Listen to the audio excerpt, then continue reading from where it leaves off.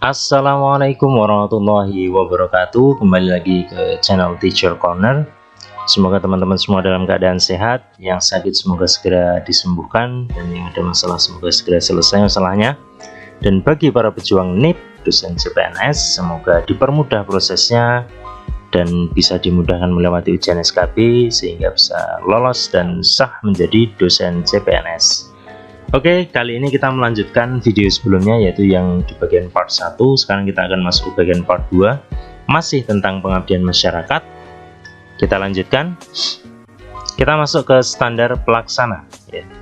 Standar pelaksana pengabdian kepada masyarakat merupakan kriteria minimal kemampuan pelaksana untuk melaksanakan pengabdian kepada masyarakat ya.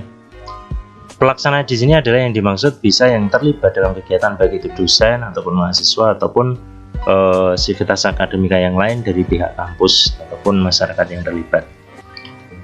Pelaksana pengabdian kepada masyarakat sebagaimana dimaksud pada ayat 1 wajib memiliki penguasaan metodologi penerapan keilmuan yang sesuai dengan bidang keahlian, jenis kegiatan, serta tingkat kerumitan dan kedalaman sasaran kegiatan.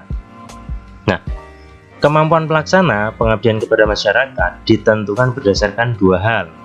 Yang pertama, kualifikasi akademik, dan yang kedua, hasil pengabdian kepada masyarakat. Nah, ini mungkin bisa diartikan hasil pengabdian kepada masyarakat untuk mungkin periode sebelumnya yang pernah dilaksanakan. Lanjut, ada standar sarana dan prasarana.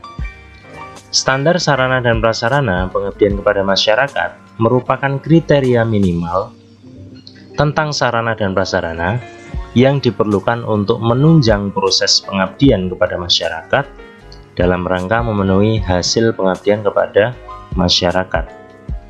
Sarana dan prasarana merupakan fasilitas perguruan tinggi yang digunakan untuk 1. Memfasilitasi pengabdian kepada masyarakat paling sedikit yang terkait dengan penerapan bidang ilmu dari program studi yang dikelola perguruan tinggi dan area sasaran kegiatan. 2. Proses pembelajaran. 3. Kegiatan penelitian. Nah, itu adalah yang dimaksud dengan fasilitas ataupun sarana dan prasarana. Sarana dan prasarana sebagaimana dimaksud harus memenuhi standar mutu, keselamatan kerja, kesehatan, kenyamanan, dan keamanan. Oke, lanjut. Standar pengelolaan. Standar pengelolaan pengabdian kepada masyarakat merupakan kriteria minimal tentang perencanaan, pelaksanaan, pengendalian, pemantauan, dan evaluasi, serta pelaporan kegiatan pengabdian kepada masyarakat. Pengelolaan pengabdian kepada masyarakat dilakukan oleh unit kerja dalam bentuk kelembagaan yang bertugas, yaitu 1. Ini yang mengelola ya. 1. Lembaga pengabdian kepada masyarakat. 2. Lembaga penelitian dan pengabdian kepada masyarakat. 3. Atau bentuk lain yang sejenis sesuai dengan kebutuhan dan ketentuan perguruan tinggi. Nah, ini adalah yang mengelola ya. Mungkin di sebagian kampus ada yang menggunakan LPPM ataupun LPM saja. Oke, lanjut. Nah, ini kita membahas tentang kewajiban LPM ataupun LPPM ya. Karena di situ ada beberapa unsur yang terlibat. Yang pertama LPPM atau LPM, yang kedua perguruan tinggi, dan yang lainnya. Oke, kewajiban LPPM 1. Menyusun dan mengembangkan rencana program pengabdian kepada masyarakat. 2. Menyusun dan mengembangkan peraturan, panduan, dan sistem penjaminan mutu internal. 3. Memfasilitasi pelaksanaan kegiatan. 4. Melaksanakan pemantauan dan evaluasi pelaksanaan. 5. Melakukan diseminasi hasil. 6. Memfasilitasi kegiatan peningkatan kemampuan pelaksana. 7. Memberikan penghargaan kepada pelaksana yang berprestasi. 8. Mendayagunakan sarana dan prasarana pada lembaga lain melalui kerjasama. 9. Melakukan analisis kebutuhan yang menyangkut jumlah, jenis, dan spesifikasi sarana dan prasarana. 10. Menyusun laporan kegiatan yang dikelolanya. Nah, Pengelola itu berkaitan langsung dengan kegiatan pengabdian kepada masyarakatnya. Dia bertanggung jawab penuh. Nah, selanjutnya, ini adalah kewajiban perguruan tinggi yang berkaitan dengan pengabdian kepada masyarakat. 1. Memiliki rencana strategis yang merupakan bagian dari rencana strategis perguruan tinggi. 2. Menyusun kriteria prosedur penilaian. 3. Menjaga dan meningkatkan mutu pengelolaan lembaga dalam hal menjalankan program pengabdian kepada masyarakat secara berkelanjutan. Nah, jadi ini adalah sasarannya, yang dikelola itu adalah lembaganya. Itu tanggung jawab perguruan tinggi. Yang 4, melakukan pemantauan dan evaluasi terhadap lembaga. Yang dipantau dan dievaluasi bukan kegiatan pengabdian kepada masyarakatnya, tapi perguruan tinggi itu memantau kinerja lembaganya. 5. Memiliki panduan tentang kriteria pelaksana. 6. Mendayagunakan sarana dan prasarana pada lembaga lain melalui kerjasama pengabdian kepada masyarakat. 7. Melakukan analisis kebutuhan yang menyangkut jumlah, jenis, dan spesifikasi sarana dan prasarana pengabdian kepada masyarakat. 8. Menyampaikan laporan kinerja lembaga pengabdian kepada masyarakat. Nah, itu jadi teman-teman kita harus bisa membedakan mana yang menjadi tanggung jawab LPPM, mana yang menjadi tanggung jawab perguruan tinggi. Oke, standar pendanaan. Standar pendanaan dan pembiayaan pengabdian kepada masyarakat merupakan kriteria minimal sumber dan mekanisme pendanaan dan pembiayaan pengabdian kepada masyarakat. Pertama, perguruan tinggi wajib menyediakan dana internal untuk pengabdian kepada masyarakat. Selain dana internal perguruan tinggi, pendanaan pengabdian kepada masyarakat dapat bersumber dari pemerintah, kerjasama dengan lembaga lain di dalam maupun di luar negeri, atau dana dari masyarakat. Pendanaan pengabdian kepada masyarakat digunakan untuk membiayai. Nah, ini adalah keperluan-keperluan yang bisa menggunakan dana pengabdian kepada masyarakat.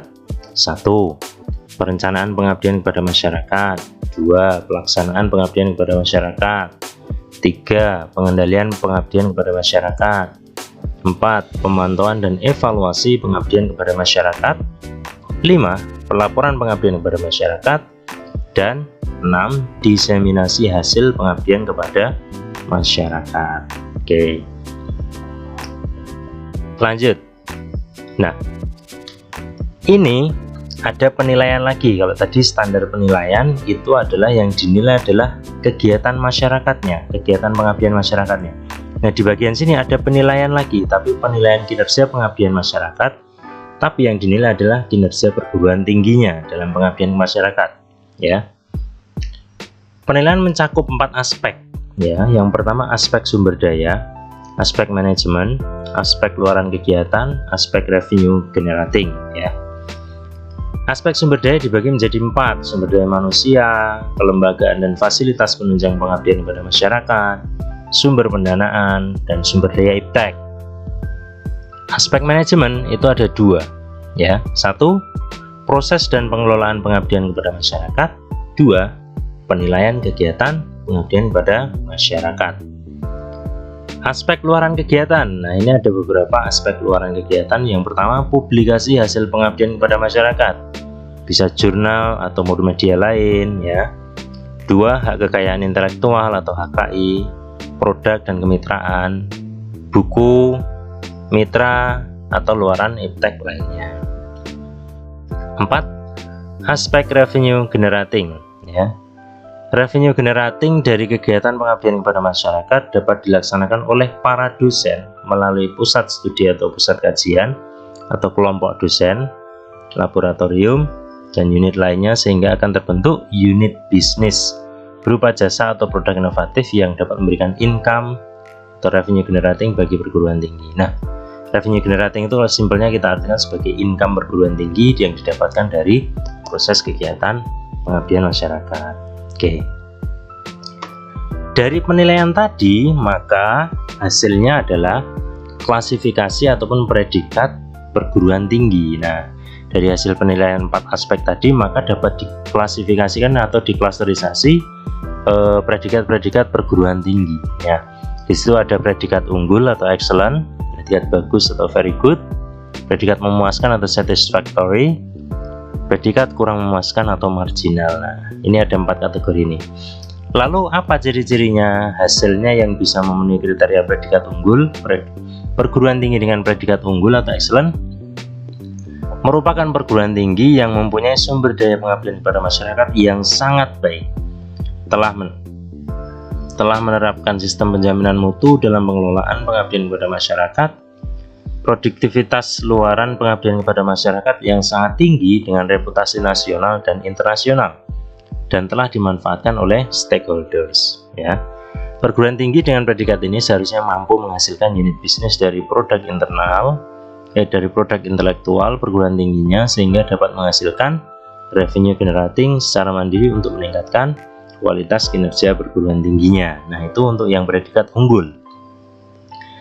Perguruan tinggi dengan predikat sangat bagus atau very good, yaitu merupakan perguruan tinggi dengan sistem pengelolaan pengabdian kepada masyarakat yang sudah baik, namun belum banyak menghasilkan luaran pengabdian kepada masyarakat yang bereputasi nasional dan internasional, dan belum banyak dimanfaatkan oleh stakeholders. 3. Perguruan tinggi dengan predikat memuaskan atau satisfactory merupakan perguruan tinggi dengan sistem pengelolaan pengabdian kepada masyarakat yang cukup baik dengan luaran pengabdian kepada masyarakat yang belum banyak. Perguruan tinggi dengan predikat ini perlu meningkatkan kapasitasnya baik dari sisi sumber daya, pengelolaan, maupun luaran pengabdian kepada masyarakat.